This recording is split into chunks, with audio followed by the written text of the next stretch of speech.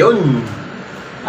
Konnichiwa, this is Nino, a direct distributor of Lifestyle PH at the Natural Organ, an Earthsop enthusiast. So, tapusin na natin ang pinakahuling part dito sa 4-part episodes na to dito sa Reverse Expansion Requiem na to para sa buwan ng September. So, yung part po na ito kasi ay ibinigay na naman po sa atin ang ating buting kaibigan natin. Yan, si Dr. Tomo Ochio ng Crazy Ones. So, bago natin bakbaan ang mga nakapaloob dito sa bagong intel na binigay ni Dr. Tomo ko, ngayon, sponsored by Tambay the Doodles. Unang higop mo pa lang sa sabaw, malamang sabaw pa lang, sapat na. Kapag gutom ka na pala sa power, ayun, sabaw na, sapat na. Double dead fried chicken and sago ni Aling Bebang. Pag ininom mo talaga mahihibang ka na. So, yun. So, wala na tayong paligid-ligid pa kasi limited lang talaga ang oras natin dito. So, siguro, ito last part na to ay talagang babakbaan na natin. Dito, talaga para sa mga pasaway na taga-sardiputan na to. Nung unang tatlo, ginalingan ko, pues ito sa part po na to, itotodo ko na ito, mga tunga, mga tolongis. So, ang part 4 episode na to ay inihanda ni Dr. Tomo Ochio, especially for you. So, sisimulan na natin ang panibago nating part 4 episode dito sa Reverse Expansion. So, on the part 4 of Reverse Expansion Requiem, known as 15 types of people you cannot be friends with. Or, in fact nga, 20 types eh, kasi may dinagdagan na 5 dito. Galing pa rin kay Dr. Tomo pa rin. Ayan. So, wala nang ipaligid-ligid pa, iisa-isa natin. Ito, first 5. 20 types of people you cannot be friends with. Ayan. So ang mga nandito, yung mga nakapaloob dito, unahin natin ng isa. Ayan. The constant liar. Ibig sabihin, walang pakialam. The truth means nothing to them. Kagaya na sinabi ko sa inyo, na about sa mga pagiging pathological liar. Ayan, yung sinasabi ko sa inyo, yan, ama kayo ng kasinungalingan. Kaya, kayo isa amang diablo. Kasi, siya yung tipo na ama ng kasinungalingan na nagkakalat noong panahon pa ni Adan at Eva hanggang sa panahon na to. Huwag natin pagkatiwala ng mga ganitong sinungaling na nila lang. Ngayon, pangalawa, the backstabber. Meaning nun, betrays you when it suits them. Ibig sabihin, maganda sa pangarap, pero lilipain ka pa talikod. Yan ang gawa ng mga duwag na dapat, yan ang ginagawa ng mga duwag na atol nila. Huwag natin pagkatiwala lahat ng sabihin na lang natin, mga tipong abusado, katulad nila. Next is, the jealous one. Ayan, galit siguro. Alam mo, yung mga nagsiselos, ayun, yung tipong galit kapag natatagumpay sa individual o nakuha lahat ng mga lahat ng mga accomplishments, achievements, naiingit yung mga yan. Kasi, ito sasabihin ko, ang ingit nakakamatay. Next is, the one-upper. Yan ang ibig sabihin nun, always has its worst better than you. Alam mo, yun ang pangit sa kanila eh. Yung attitude nila, na sila lang yung nakakalamang, ayaw nila masapawan. Pag nasapawan, magagalit. Huwag natin pagkatiwanan ng mga yan. Panlima, the gossip. Ayan, pag sinabi yung the gossip, yun yung tipo mga marites. O sinasabi yung master of arts in relaying information through exaggerated storytelling. Yung mga chismoso sa paligid na mahilig mag-spread ng lahat ng mga secrets, spreading your secrets like a fire. Yung mga tipong hindi mapagkatiwala ng sikreto. Kaya, sa mga gumagawa ng mga ganyang klaseng bagay, Yan ang tipo yung mga mukha na nakita sa TV, na balita na gumawa atarantaduhan. Ang sarap hampasin ang TV pag nakita yung mukhang na individual na yan. Oh my God! Oh my God! Oh my God! Oh my God! Oh my God! Oh my God! Yan, ganyan nga. So, yan ang bagay sa mga gumagawa na hindi mga magandang magkakalat ng chismis, nagbibigay ng mga maling info. Sunod, huwag natin gawin yung mga bagay na hindi dapat katiwalaan. Sunod, number 6. The drama magnet. Ayun, natalaay ko na sa mga pagiging narcissistic na isa individual eh. So, pag sinabing the drama magnet, yun ang tinatawag na tribes of chaos. You were just creating some sort of havoc in this place or so on and so forth. Huwag natin pagkatiwalaan. 7. The user. Pag sinabing user, yan, magagamit yan. Only around when they need something. Yan. Pagka may kailangan, pupunta niyang parang ganito eh. Pag may pera ka o may may kailangan sa'yo, mabait, pero pag wala, sisiraan ka ng patalikod. Yan ang wag na wag mong pagkakatiwala ng mga bagay na yan. Number 8, yan, the fake supporter. Smiles in your face but secretly hopes you fail. Marami na ako nakita mga ganyang kaplasik na tao, kunwari, ngingitian ka lang, pero pag talikod mo, pero may ulterior motive sa mga yan eh, kaya hindi ako matitiwala sa mga ganyang klaseng ngiti. Kasi alam ko yung mga yan eh, yung talagang yung natural na ngiti. Tatlong bagay yan. Yung natural na ngiti, yung plastic na ngiti, o yung tinatawag natin ngiting aso. Huwag natin pagkatiwala ng mga kulokoy na yan. Next, the narcissist. Ayan, natalakay ko na rin sa News Reverse Limit yung mga nakaraang pantaon yan. The narcissist only cares about themselves. So, ibig sabihin nito, sarili nila ang kanilang iniisip. Puro pang-sariling pang-sariling interest, pang-sarili lang. Kasi ibang self-love yung ginagawa ng mga to, kaya huwag natin pagkatiwala ng mga yan. Number 10, ayan. The negative Nancy. Ayan, i-explain ko siya yan. Drains your energy with constant complaining. Yung tiyatawag na, ayun, kasama nga rin sa mga narcissist yan eh, yung tiyatawag na the energy vampire. Yung tipo na nagdadrama na dahil mahilig magsumbong, sumbong ng mga walang katotohanan, na nagko-complain na walang mabasihan, lahat. Huwag natin pagkatiwala ng mga yan. So sa mga unang 10 na nabanggit ko rito, ano sa palagay mo? Masakit ba sa mata yan? Ang hapdi sa mata? Putang ina nyo! Kung pag-usapan nyo ako, parang wala ako dito! Bakit lang ako? Hindi ako bilis! Yan, talaga, hindi pala masakit sa mata yung mga yan, yung unang 10.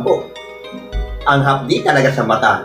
And then, you are an eyesore on those things that you did. Alam mo na, ibig sabihin. So, tapusin na natin. 11. The manipulator. Ayan, natalaay ko nung nakaraan yan. Nasa part 3 episode to ng reverse expansion yan. Yung tiyataw na, the anatomy of a manipulator. Ayan, natalakay ko na yan.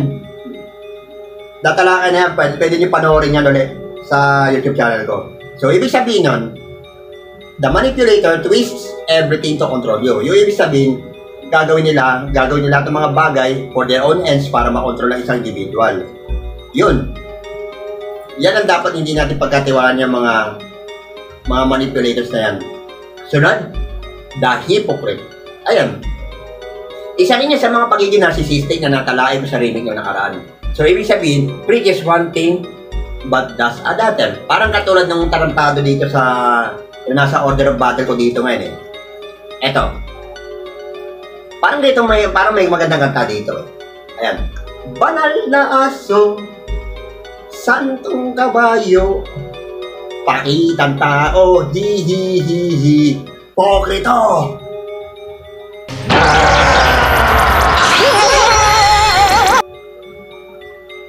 Ayan. yan, yung pagiging hipokrito na yan, hindi pa rin maganda sa kapwa yan. At hindi talaga dapat pagkatiwalaan yan. So next, ito, the disrespectful one. Has no regard for your own feelings. Ayan, yung mga hindi marunong gumalang, yung tipong, yung papakita mo, yung pagiging, may mag-aasta-asta na pagiging sangganot, sanggago, butangero, siga, astig. Alam mo, saan ka babag sa kanya pag di mo tinigilan yung mga ganyan na hindi ka marunong gumalang o disrespect? Malamang, alam mo, 4 na bagay yan. Kung hindi pagamutan, kung hindi kulungan, kung hindi katayan, libingan, pag hindi mo inayos sa mga pag-uugali mo na yan. So, huwag natin pagkatiwala yung mga ganyan, mga tao na disrespectful. Next, the commitment phobe. Ayan. The commitment phobe, ibig sabihin nito, cannot be trusted to stick around. Yung ibig sabihin yung nagko-comment, yung may nangako ng isang bagay na gagawin pero wala rin pala. Yung gagawin lahat ng mga business at trabaho, yung pala. Ayun, ningas kugon. Yun ang tinatawag ng commitment phobe. Ibig sabihin yun, walang pag-uusap, magaling na sa simula, bandang uli, wala na. Yan ang tawag natin ningas kugon. Kaya, huwag natin pagkatiwala mga yan. Next, the pessimist. Ayan, natalakay ko pa rin yan sa remake nung nakaraan. So, ibig sabihin, the pessimist crushes your dreams before you try. Oh, may mga tao sumubok na yan ganyan na durugin yung pangarap ko kahit na hindi ko masubukan. Pues, hindi na yung una-una 10, etong 15 na dagdagan ng mga ganyang klaseng attitude. Sasabihin ko sa inyo, yung mga pessimist, you're pessimist, I'm optimist. Yan ang title ko nung nakaraan. So, sa mga bagay na ito na ginawa na hindi maganda, yung utak mo na yan, kasi titig lamang ng hibla ng buhok o ng molecule ng pag-iisip mo. In other words, utak mo may ubo.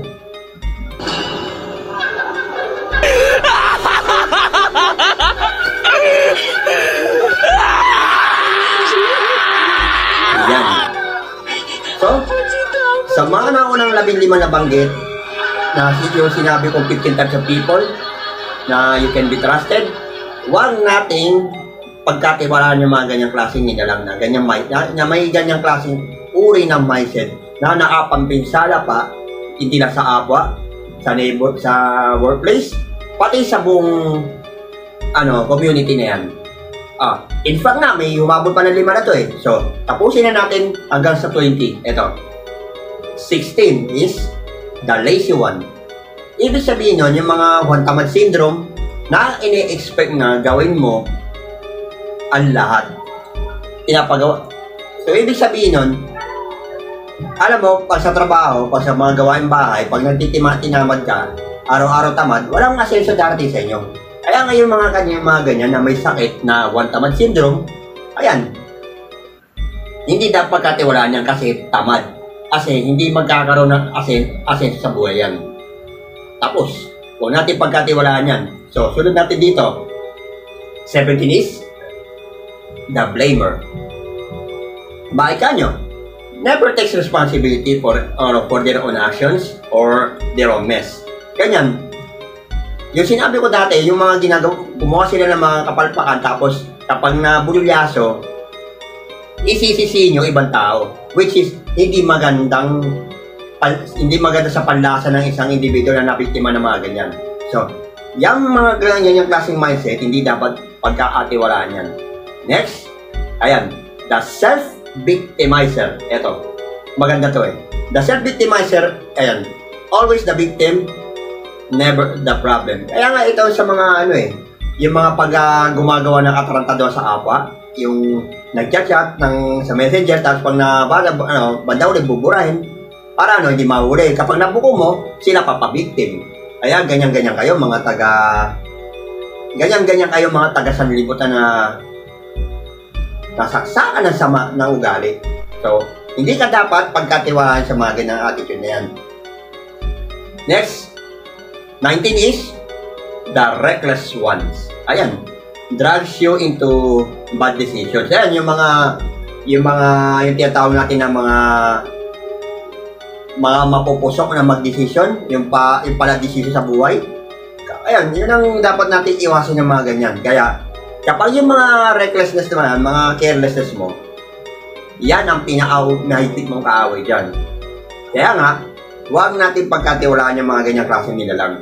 Next is, and last but the least, the boundary breaker. The boundary breaker consistent doesn't respect your limits. So, ito sabihin, if hindi marunong lumugar, hindi marunong lumispeto sa mga desisyon yan, sa mga limits na yan, kasi lahat ng mga bagay sa isang individual, particular na ako, may limitasyon yan. So, wag nila sasagarin yan. Pati ako, wag nila akong sasagarin. Kasi baka pag dating ng araw ng paghuhukom, kapag lahat ng mga gawain mong mali, dito sa mundong ilalim na to, pag sinagad-sagad mo lahat yan, ianda mo ng sarili mo para parusahan ka ng Ama sa lahat ng mga ginagawa mong mali sa kapwa mo.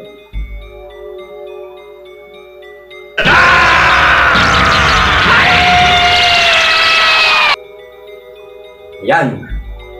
So this has been concluded the 20 types of people you can be friends with that had been tackled in this segment. So we had to end this vlog for now. This is Nino, a direct distributor of Lifestyles PH, a nature alcohol gun, an airsoft enthusiast. Like, share, and subscribe sa lahat ng mga panibago natin mga videos dito sa Nino's Rebels Remake, pellet gun reviews, Reaper scraps, anything but white t-shirts. Malapit na mag-December, may mga panibago na naman mga models sa pellet gun na malapit ko na may review. So, stay put lang po tayo sa aking channel and sit back, relax, and enjoy the show. See you around. God bless.